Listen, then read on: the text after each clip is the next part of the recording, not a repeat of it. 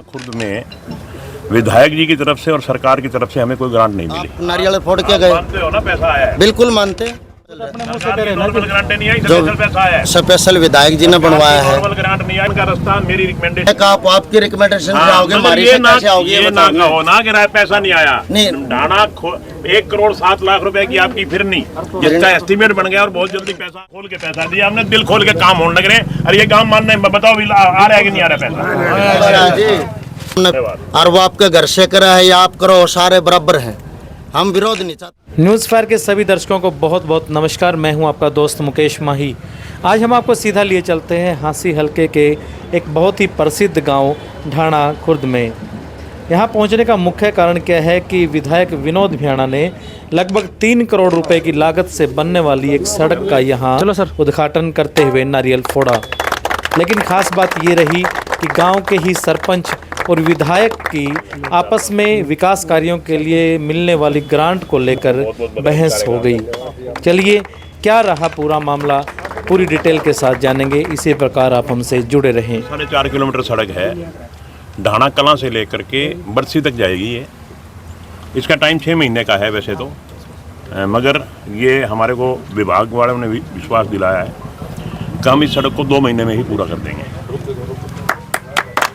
यहीं की बात करूंगा ढाणा खुर्द के बारे में।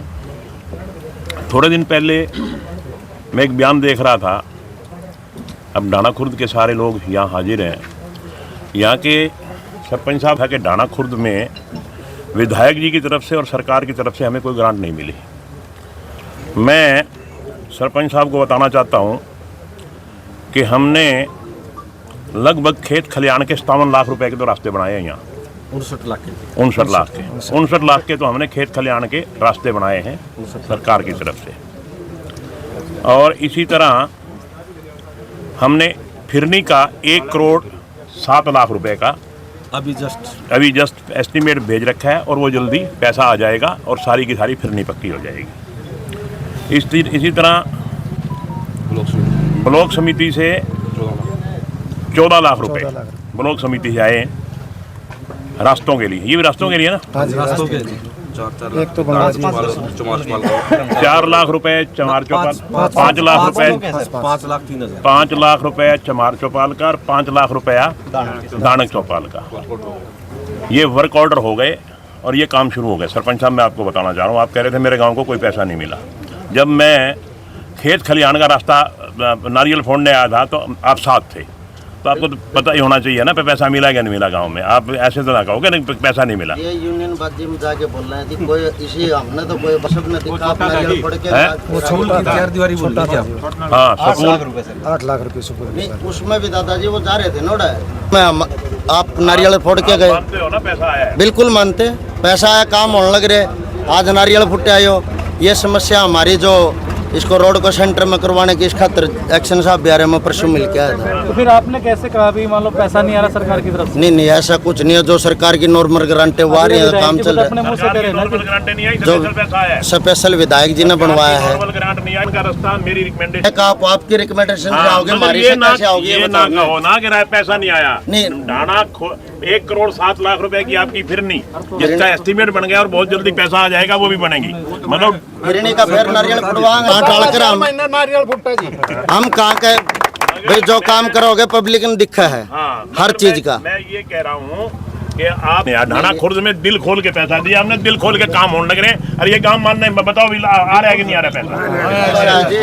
हमने बेरा गुवांड ने बेरा काम हुए हैं तो पैसे आऊंगे, जिद्दे होंगे। धन्यवाद। और वो आपके घर से करा है या आप करो, सारे बराबर हैं, हम विरोध नहीं चाहते किसी चीज का भी। और ना हम कराई, आपने फिरनी बनवाओ फिर नारियल तोड़ो। निश्चित तौर पे मुख्यमंत्री जब आते हैं तो जिस गांव में जाते हैं उसके तो वारे न्यारे कर ही जाते हैं। तो मुझे भी उम्मीद है कि हमारे 3 गांव में, ढाणा कलां में, कुलाणा में और थुराणा में, 3 गांव में माननीय मुख्यमंत्री जी आ रहे हैं।